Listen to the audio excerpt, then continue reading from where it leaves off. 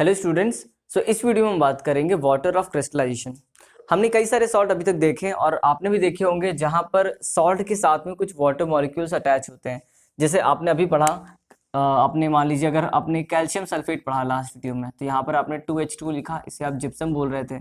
या जब हमने पीओपी का फॉर्मूला पढ़ा तो वहाँ पर भी CaSO4 के साथ हमने हाफ वाटर मॉलिक्यूल अटैच देखा। और भी हमने कई मोर सॉल्ट पढ़े, एलम का फॉर्मूला पढ़ा, तो वहां पर हमें वाटर मॉलिक्यूल्स जो अटैच दिख रहे थे। इसका क्या मतलब है?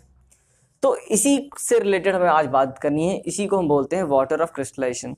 बहुत सारे सॉल्ट ऐसे होते हैं जिसमें वाटर मॉलिक्यूल उसके क्रिस्टल का हिस्सा होते हैं, उसके मॉलिक्यूल का हिस्सा होते हैं, बट ये वाटर फ्री नहीं होते हैं, मतलब उसको वेट करने के लिए यूज नहीं होते हैं, ये उसके मॉलिक्यूल का हिस्सा होते हैं, स्ट्रक्चर का पार्ट होते हैं। तो ऐसे सारे ही सॉल्ट्स को हम हाइड्रेटेड सॉल्ट बोलते हैं। और ऐसे वाटर मॉलिक्यूल जो कि एक स्ट्रक्चर का हिस्सा होते हैं उसको हम वाटर ऑफ क्रिस्टलाइजेशन बोलते हैं। ठीक है, तो यहाँ पे देखिए सारी बातें यहाँ पे क्लियर हो जाएंगी आपको। यहाँ पे देखिए क्या लिखा हुआ है, देयर आर सम सॉल्ट्स। और सारे सॉल्ट तो नहीं होते, ऐसे कुछ ही होते हैं। So some salts are there which contain a few water molecule as an essential part of their crystal structure. अगर ये नहीं होंगे, मतलब अगर ये वाटर मॉलिक्यूल इनके क्रिस्टल में नहीं होंगे, तो ये जो क्रिस्टल होंगे ये अपनी इनिशियल प्रॉपर्टी शो नहीं करेंगे, मतलब जो एक्चुअल प्रॉपर्टी है ये वो शो नहीं करेंगे, कोई और ही मॉलिक्यूल की तरह बिहेव करेंगे। तो वही बोला गया यहाँ पे, the water molecule is such salt are called, the water molecule of such salts are called water of crystallization. ठीक है, तो ये तो डेफिनेशन रही वाटर ऑफ क्रिस्टलाइजेशन क्या होता है। ये उन वाटर मॉलिक्यूल्स की बात हो रही है जो किसी क्रिस्टल का हिस्सा है। ठीक है, सारे वाटर मॉलिक्यूल को हम वाटर ऑफ क्रिस्टलाइजेशन नहीं बोल सकते, लेकिन उन्हीं वाटर मॉलिक्यूल को बोलेंगे जो किसी ना किसी क्रिस्टल का या मॉलिक्यूलर स्ट्रक्चर का हिस्सा है। ठीक है, अब ऐसे सॉल्ट को हम क्या बोल देंगे? हाइड्रेटेड सॉल्ट बोलेंगे। So those salt which contain water of crystallization, उन्हें हम क्या बोलेंगे? Hydrated salt. तो ये एग्जाम में 1 मार्क्स में आ सकता है कि water hydrated salt and give some example. तो आपके पास कई सारे एग्जाम्पल हैं, आप कोई भी एग्जाम्पल पिक कर सकते हो, जैसे कॉपर सल्फेट। कई बार ये भी क्वेश्चन आ सकता है कि कॉपर सल्फेट में कितने वाटर ऑफ क्रिस्टलाइजेशन होते हैं। तो वाटर ऑफ क्रिस्टलाइजेशन फिक्स होते हैं हर स्ट्रक्चर के, तो आप इसको चेंज अपने अकॉर्डिंग नहीं कर सकते, जो होते हैं वही हमें याद रखने हैं। तो जैसे कॉपर सल्फेट है यहाँ पे 5H2O, जैसे आयरन सल्फेट है यहाँ पर 7H2O। अगर वॉशिंग सोडा हमने पढ़ा, प्रिपरेशन पढ़ी, वहाँ पर 10H2O था। ठीक है, जिप्सम पढ़ा 2 वाटर मॉलिक्यूल, पीओपी में हाफ वाटर मॉलिक्यूल। इस तरीके से कई सारे एग्जाम्पल हैं हाइड्रेटेड सॉल्ट्स के। ठीक है, और आप चाहो तो इनका कलर भी याद रख सकते हो। दो सॉल्ट बहुत इंपॉर्टेंट है ये दोनों, इनके कलर आपको पता होना चाहिए।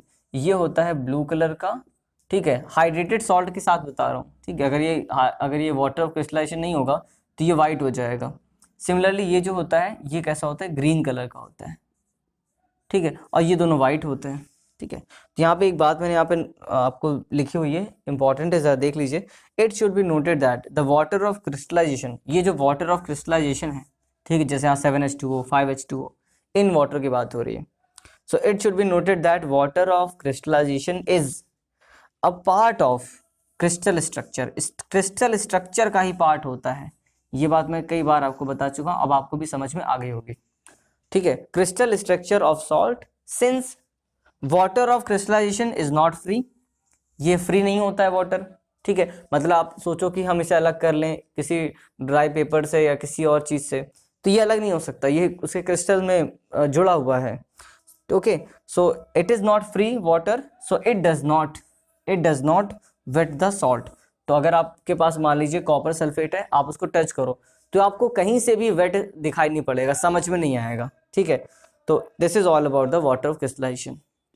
हम देखते हैं action of heat in hydrated salts. तो अगर हम हाइड्रेटेड सॉल्ट्स को हीट करते हैं तो क्या होगा? देखिए, when hydrated salts are heated strongly they loss their water of crystallization. क्योंकि ये जो वाटर मॉलिक्यूल्स अटैच होते हैं इनके स्ट्रक्चर के साथ, ये लूजली बॉन्डेड होते हैं, तो अगर इनको स्ट्रांगली हीट करेंगे तो ये आराम से डिटैच हो जाएंगे, उससे हट जाएंगे। ठीक है, लॉस हो जाएंगे। और ऐसे सॉल्ट जिनसे उनके वाटर ऑफ क्रिस्टलाइजेशन लॉस हो चुके हैं उनको हम क्या बोलते हैं? एनहाइड्रस सॉल्ट बोलते हैं। ये लिखा हुआ है, the salt which have lost their water of crystallization are called anhydrous salts. ठीक है, जैसे एक एग्जांपल देखिए, जैसे मान लीजिए हमारे पास कॉपर सल्फेट है, ये ब्लू कलर का होता है। आपने कॉपर सल्फेट का ब्लू कलर का मान लीजिए आपने किसी ट्यूब में रखा और उसको जाके बर्नर पे हीट किया, स्ट्रांगली हीट करेंगे, थोड़ी देर बाद आप देखेंगे कि ये ब्लू कलर वाइट में कन्वर्ट हुआ। क्यों ये वाइट में कन्वर्ट हो गया? क्योंकि यहाँ पर जो वाटर ऑफ क्रिस्टलाइजेशन था 5 वाटर मॉलिक्यूल ये उससे निकल के चले गए, ठीक है, जिसकी वजह से ये एनहाइड्रस सॉल्ट में कन्वर्ट हो चुका है, ठीक है। हम अगर वापस से इस रिएक्शन को बैक करना चाहें तो हमें क्या करना पड़ेगा, इसी कॉपर सल्फेट में जो वाइट कलर का है, जो एनहाइड्रस है, इसमें अगर हम कुछ ड्रॉप वाटर की डाल दें तो क्या होगा, ये वापस से ब्लू कलर में कन्वर्ट हो जाएगा, ठीक है। तो देखिए लिखा हुआ है the above process can be reversed on adding water to anhydrous copper sulphate, ठीक है। तो ये देखिए वाइट कलर का था एनहाइड्रस सॉल्ट, आपने वाटर मॉलिक्यूल वाटर इसमें ऐड किया तो ये वापस से अपना हाइड्रेटेड फॉर्म या अपना जो क्रिस्टलाइन स्ट्रक्चर था वो वापस से मेंटेन कर लेगा और जिसकी वजह से उसका कलर हमें ब्लू दिखाई पड़ेगा।